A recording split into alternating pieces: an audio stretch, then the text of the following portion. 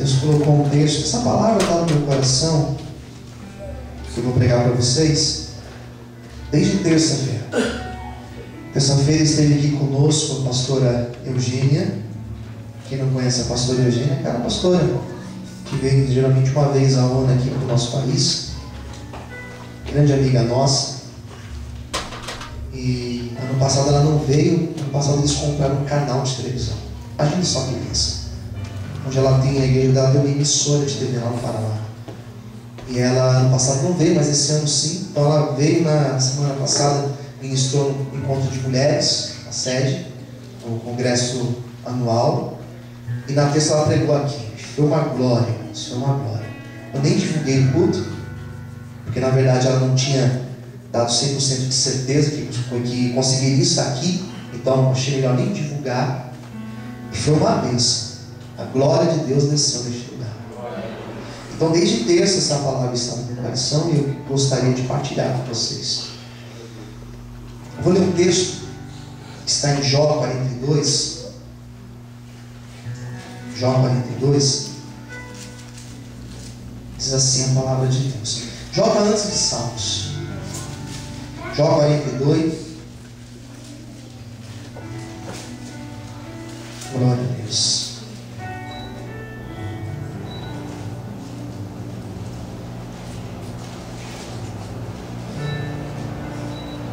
Vamos ler a palavra do Senhor. Quem já encontrou, diga amém. Amém. Ó, versículo 1.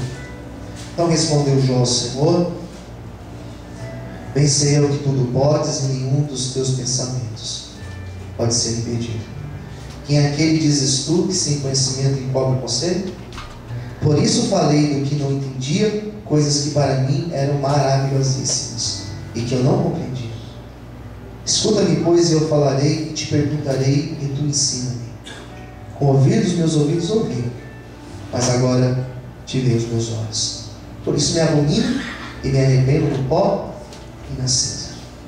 Senhor Deus e Pai, revela a Tua palavra, fala aos nossos corações de uma forma linda, gloriosa. Que todos aqui, os que também vão ouvir ou assistir essa mensagem depois, sejam alcançados e abençoados por Ti, em o nome de Jesus. Amém. E graças a Deus. Será que você pode aplaudir o Senhor? Glória a Deus.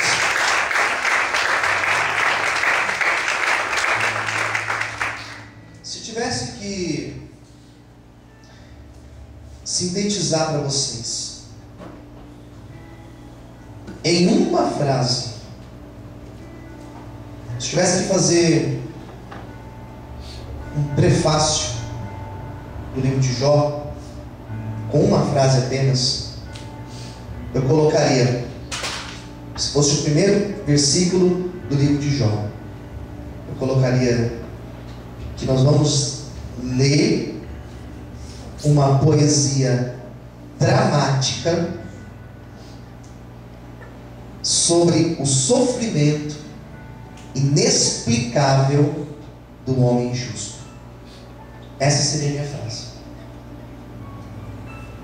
O livro de Jó é uma poesia dramática sobre o sofrimento do homem comum, simplesmente comum? Não. Do homem injusto. É inexplicável olhar para o homem justo e ver essa pessoa sofrer o que Jó passa. Algumas coisas acontecem e nós ficamos perplexos. Algumas coisas acontecem e tiram o nosso entendimento.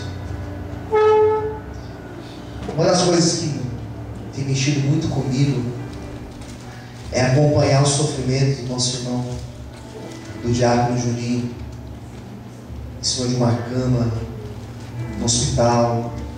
O sofrimento dele, a luta dele, deixa a gente perplexo. Ainda mais eu que acompanhei de perto a história dele, há anos acompanho. Mas o livro de Jó fala disso. O livro de Jó mostra que o homem injusto, ele passa por algumas coisas na vida dele, que tira o entendimento de quem está ao lado e principalmente da pessoa. A história de Jó, que você lê em todo o seu livro, mostra isso. Mostra esse homem perdendo tudo, ele perdendo saúde, ele perdendo seus filhos, perdendo sua casa, seus bens, perdeu tudo. Todas as áreas dele foram tocadas. E o pior de tudo isso, os primeiros capítulos de Jó, eles vão mostrar que Deus permitiu isso. Deixa mais perplexo ainda. Como assim Deus permite, pastor? Como Deus permite essas coisas acontecerem nas nossas vidas? Então esse discurso de pecado, porque as pessoas acusavam Jó de pecado, os amigos dele, pseudos amigos, falsos amigos, diziam: você deve ter pecado. Então pecado, felicidade, sofrimento, a retribuição, tudo isso eram temas que na época que esse livro foi escrito, e diga-se de passagem, talvez seja o livro mais antigo da Bíblia, eram discussões muito frequentes entre os sábios daquela época. Em vários textos você vai encontrar, poéticos também, como o livro de Jó, falando isso. O caminho da felicidade, sabe? Como ser feliz. Você lê, por exemplo, o Salmo 1, como começa o primeiro salmo da Bíblia. Bem-aventurado é o homem. O que significa bem-aventurado? Feliz é o homem que não anda segundo conselhos ímpios. Você percebe que acaba Jó e começa o Salmo 1? E o Salmo 1 já fala da felicidade. O homem é feliz quando ele... Então a felicidade, essas coisas sempre estiveram dentro dos temas entre profetas, livros poéticos. E o livro de Jó vai falar isso. Na verdade, em todo o seu livro nós vamos encontrar isso. E um dos temas difíceis de nós compreendermos em Jó é a questão da retribuição. Sabe aquele negócio de que eu vou plantar e vou colher? Nós entendemos que muitas coisas funcionam dessa maneira. Você planta e você colhe. A lei da semeadura, a lei da retribuição, ela existe de fato. Mas o que Jó tinha plantado, pastor, vai receber tanta tragédia na vida dele? Deve ter plantado. Percebe como é difícil você entender essa questão da retribuição? Lendo o livro de Jó é difícil. Ao meu ver, fica difícil. Se você ler o livro de Jó, são 42 capítulos. Se você ler do capítulo 1 ao 42, você não consegue entender retribuição. Você entende a retribuição quando você lê o último capítulo, que mostra que tudo que ele perdeu, Deus deu para ele tudo em dobro. Tudo em dobro. Até filhos Deus deu para ele novamente. Os bens que ele possuía, Deus deu tudo em dobro para ele. Então assim, você entende, mas só lá no último capítulo e nos últimos versículos. E o que eu gostaria de pensar com vocês aqui hoje, eu coloquei 5 ideias para nós falarmos hoje, justamente sobre a angústia que Jó passou e o encontro que ele teve com Deus no meio das suas angústias. Porque Deus, ele se encontra com os homens nos seus períodos de angústia. É muito fácil alguém que tem tudo bem resolvido na vida falar assim: eu não creio em Deus. É fácil alguém que tem de tudo falar assim: eu não busco Deus, não vou em religião, não vou para a igreja. É fácil. Agora, quando essa pessoa se vê na angústia existencial ou cercada de problemas, ela lembra de Deus. Até o ateu grita: pelo amor de Deus, me ajuda, Senhor. Até o ateu, porque ele recorre a alguma coisa, não é verdade? Seja numa igreja evangélica, seja num terreiro, seja numa sessão espírita, e vai recorrer a alguma coisa, porque ele precisa de ajuda. Então Jó, ele passa por toda a angústia. E o que nós aprendemos de lição em nossos momentos de angústia? Vou falar de 5 coisas que nós aprendemos. Primeira coisa, na hora da angústia, nós aprendemos, entre parênteses, necessariamente depender apenas de Deus. É na angústia que você aprende a totalmente se apegar em Deus. Porque geralmente nos momentos de angústia, a angústia ela vem, não é um problema, estou falando de angústia. A angústia vem quando você faz um procedimento cirúrgico e você descobre que não resolveu o teu problema. Daí vem a angústia. Porque se ainda existe a possibilidade de você fazer um procedimento, de você tomar um remédio e melhorar, é uma coisa, você tem um problema. Você se torna uma pessoa angustiada quando você toma um remédio e ele não faz efeito. Você faz a cirurgia e ela não resolve. A angústia ela vem não quando você passa por um problema no seu casamento. Porque todo casamento tem problema. A angústia vem quando você passa um problema no teu casamento, você não consegue entrar numa conta e resolver o teu casamento. Vamos usar essa expressão. A angústia vem quando você tenta e você não consegue resolver. A angústia vem quando você tenta e esgota todas as alternativas e nada resolve. A angústia vem como aquela passagem do jovem lunático que o papai dele bateu em todas as portas, inclusive pediu para os discípulos orarem e ninguém ajudou. Daí veio a angústia. Quando nós buscamos em tudo, em todos e nada resolve, ficamos angustiados. Mas o texto vai dizer que quando nós aprendemos a depender totalmente de Deus, quando nós aprendemos a recorrer a Deus, quando nós aprendemos a esperar totalmente no Senhor, é aí que Deus começa a agir e a operar na nossa vida. Por isso que os momentos de angústias, eles servem para eu e você, para nós aprendermos a depender somente de Deus, a depender somente no Senhor e esperar somente no Senhor, e esperar somente na bondade, na misericórdia e na fidelidade do Senhor. Por isso nesta manhã, se porventura você está passando por algum momento de angústia, ou talvez não, guarde essa palavra mesmo assim, porque pode ser que daqui a um tempo você vai precisar dela. Momento de angústia serve para você dobrar os teus joelhos e falar: Senhor, eu dependo de Ti e totalmente no Senhor. Amém? Quantos podem aplaudir e exaltar a Deus? Posso também? 2. O momento de angústia serve para nós assumirmos um posicionamento que normalmente nós não assumiremos. O último versículo que eu li para vocês, 6, né? Deixa eu ver. 6. Por isso me abomino e me arrependo no pó e na cinza.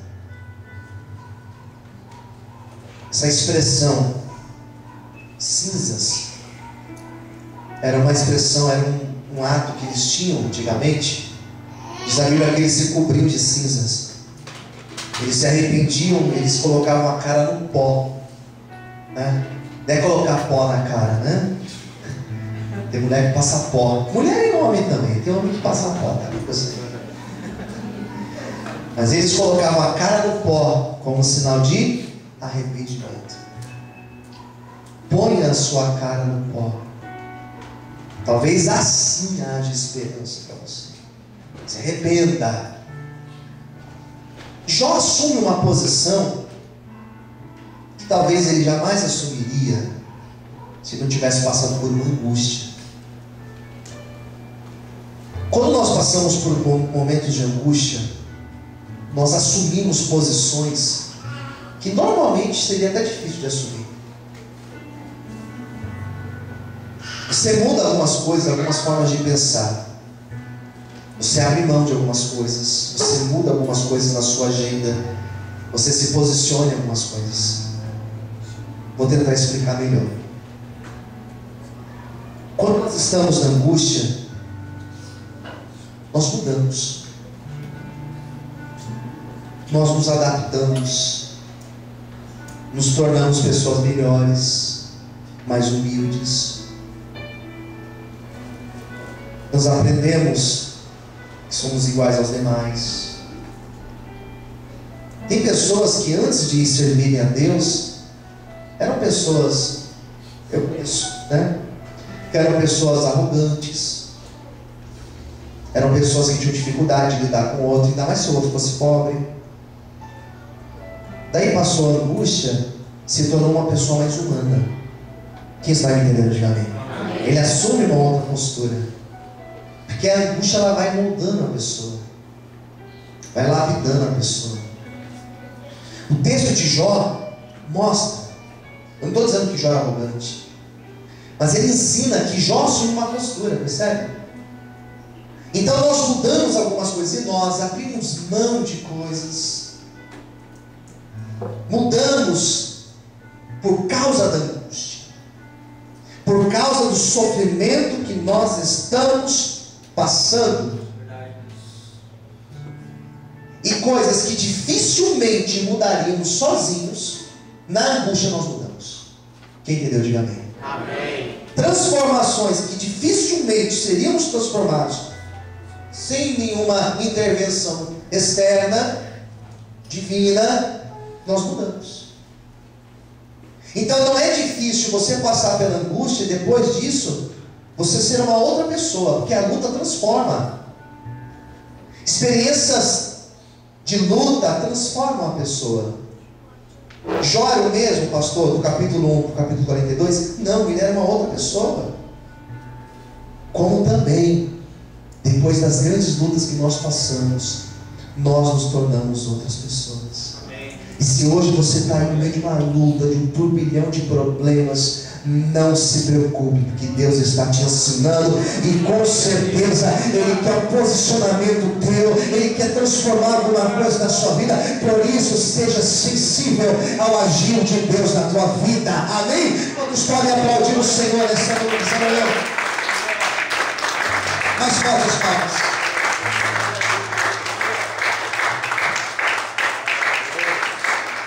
Glória a Deus. Sabe o que acontece na sequência disso? Nós vamos para um terceiro ponto. Também nos tornamos sensíveis para Deus. Sensíveis para Deus. Fala para quem estiver perto de você. Seja sensível a Deus. Sensível a Deus. Amém. Sensibilidade. A história de Jó mostra isso. Porque ele vai falar aqui no capítulo de número 42 e versículo 5. O que ele diz aí? Você pode ler para mim? Como diz aí? Sabe quando tá gelada, Jade? Pega assim gelo para mim, por favor, senão você me mata. E você vai ter que entregar no meu lugar à noite. O que diz aí o versículo de número 5? Vamos lá? Com o ouvir dos meus ouvidos ouvi. Mas agora o quê? Ou seja, agora eu tenho mais sensibilidade, Senhor. Que ouvi dizer uma coisa. Quem concorda isso também? Ouvi dizer uma coisa, né? Agora ver com os olhos é uma outra coisa. É uma outra sensibilidade. Então esse texto mostra que Jó, ele se torna uma pessoa mais sensível para ouvir, para ver a presença de Deus com ele. Quem entendeu, diga amém. As nossas angústias, as nossas lutas, ela nos faz mais sensíveis a Deus. Você quer ver uma outra coisa interessante? Quando você está na luta, você vem para o culto, a palavra fala demais com você. Quem concorda, diga amém. Dá a impressão que tudo que fala é para a gente. Tem que tomar até cuidado. Porque às vezes, nem tudo é para você sair tomando posse. Mas quando você está na angústia, você pode ligar lá no padre Zezinho. Você pode ligar lá no bruxo fulano de tal. O bruxo vai falar assim: é Deus. Você vai ligar na Ana Maria Braga, o Louro José vai falar um negócio lá. Louro José, Deus falou comigo. Tudo, você tem a impressão que está falando com você. Quem concorda, diga amém. Você sai tomando posse de tudo. Você está angustiado. Mas ele se torna mais sensível à voz de Deus. E é essa sensibilidade que Deus quer que você tenha nesta manhã. De você sentar numa cadeira, ou de você dobrar os teus joelhos lá na tua casa, do lado da tua cama, e você orar, e você falar com Deus, e chegar nos momentos que você fecha ali teus olhos e fala assim: Senhor, fala comigo, Senhor. E lá no teu silêncio, lá na tua angústia, o Espírito de Deus trabalhar no teu coração. Posso ouvir um amém? Amém. O judeu geralmente, quando ele dobrava os joelhos para orar, ele pedia uma vez para Deus. Quantas vezes? Uma. Porque ele sabia: Deus me ouviu. Eu não preciso ficar aqui toda hora falando, porque Deus me ouviu. Por isso que alguns textos vão dizer que não é de muito orar que nós seremos ouvidos por Deus. Essa sensibilidade Jó aprende. E é essa sensibilidade que nós precisamos aprender nesta manhã. De ouvir a voz de Deus. E 2, saber que Deus está ouvindo a nossa voz. Saber que quando nós dobramos os nossos joelhos e oramos, ali existe uma troca. Deus fala comigo, eu falo com Ele. Ele fala comigo, eu vou falando com Ele. Eu falo com Ele, Ele vai falando comigo. E pronto. Deus nesta manhã quer que você abra bem os teus ouvidos, porque Ele está falando contigo. Ele está dizendo: não temas, porque eu te ajudo. Ele está dizendo: ainda que você passe pelas águas, eu passo contigo. Ainda que você passe pelo fogo, eu passarei contigo. Não temas, porque eu te esforço, eu te capacito, eu te levanto, eu te ajudo nesta angústia, eu te exalto perante os teus inimigos e adversários. Eu sou Deus que cumpro as minhas promessas na tua vida. Levanta a sua mão para o céu. Se o Senhor falou, Ele vai cumprir a promessa dEle. Se Deus falou, está aqui, está contigo, não se preocupe, porque Ele vai na tua frente, abrir os caminhos e garantir a tua vitória. Será que você pode aplaudir o Senhor nesta manhã? Aleluia! Mais fortes palmas.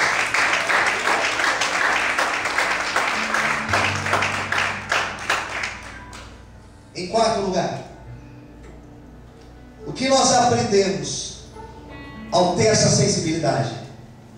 Tem sequência, tá? O que nós aprendemos? Quarto ponto. Nós aprendemos que sempre existe possibilidade de mudança. Sempre existe uma possibilidade de mudança. Por quê, pastor? Lembra que eu preguei semana passada? Talvez você não vai lembrar. Ou talvez você não estava aqui. Lucas 1:37. Não existe impossível para... Mais alto. Não existe impossível para... Vamos repetir essa frase? Não existe impossível para Deus.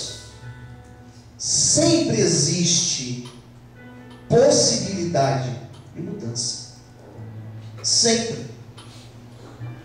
Não tem causa perdida.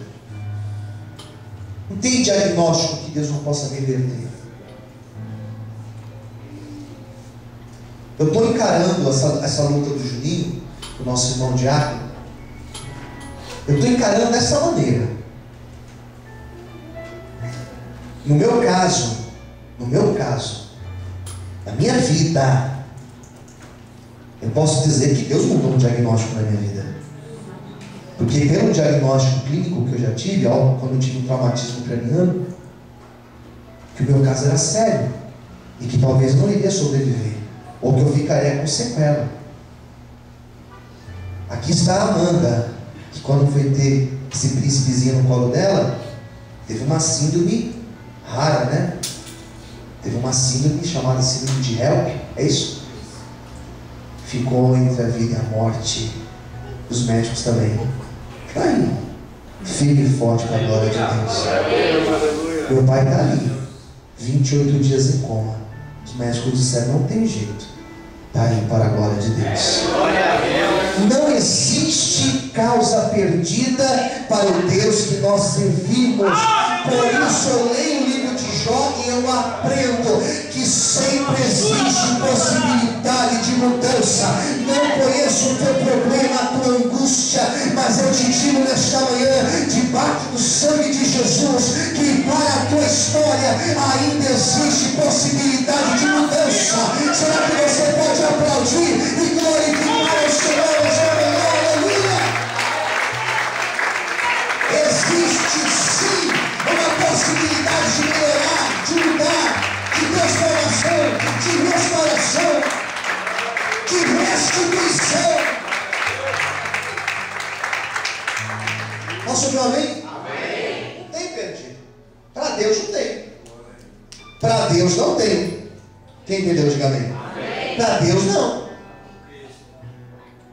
Para o médico tem. Talvez para a tua esposa tenha, mas para você não. Talvez para o teu esposo tenha, mas para você não.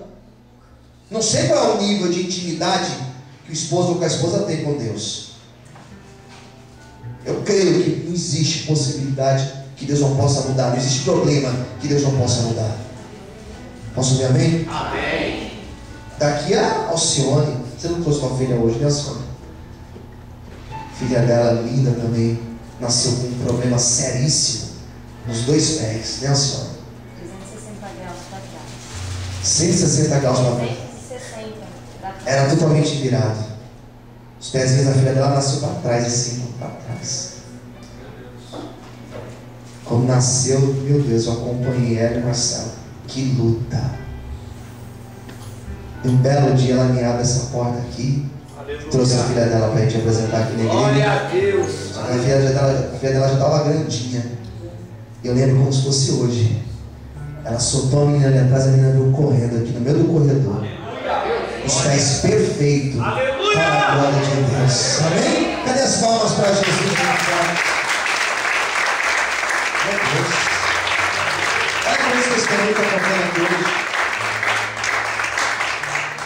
Olha para o seu irmão, fala assim para ele: existe ainda a possibilidade de mudança na tua história.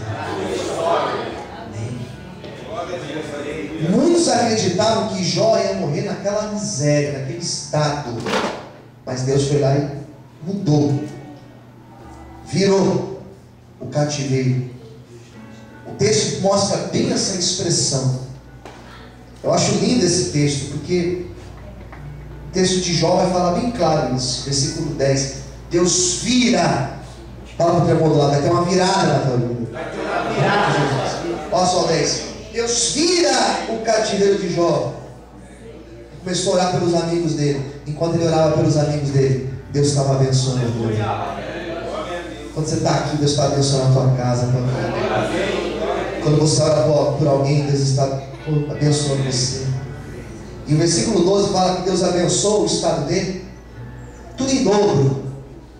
Ele ficou melhor do que ele era no começo. Deus não faz nada pela metade, irmãos. Em quinto e último lugar, todas essas transformações, elas ocorrem quando nós aprendemos a depender de Deus, quando nós assumimos posicionamentos que dificilmente assumiríamos sem passar por essas angústias, essas experiências difíceis. Nos tornamos mais sensíveis a Deus, em terceiro lugar. Em quarto lugar, aprendemos a crer no impossível. Aprendemos que existe possibilidade de mudança. E por fim, quando nós buscamos a Deus. Porque o mais forte da história de Jó, o mais forte, é que em nenhum momento ele deixou de buscar a Deus. Em nenhum momento ele deixou de buscar a presença de Deus. Quando ele se sentia fraco, ele lembrava de Deus. Quando a esposa chegou para ele e falou assim: só te falta agora você morrer. Amaldiçoa o teu Deus, negue o teu Deus, morra. E o que Jó disse? Meu Redentor está vivo. Você fala como uma louca. Então, queridos, não deixe de buscar a Deus. Deus não está de mal de você. Deus não quer que você sofra. Ele pode até permitir um sofrimento, mas o sofrimento é passageiro. Eclesiastes capítulo 3. Existe um tempo de choro, mas depois existe um tempo de você se alegrar. Traduzindo, tempo de sofrimento, mas depois tem um tempo da restituição. E ele buscando a Deus, a mudança ocorreu na vida dele. O grande apóstolo Paulo, quando estava preso em Atos 16, mesmo preso, mesmo sendo açoitado, tanto que ele foi dentro da prisão, ele estava louvando a Deus. Glória a Deus. E a história dele também foi virada. Feche os teus olhos. Faz um lá maior para mim, por favor.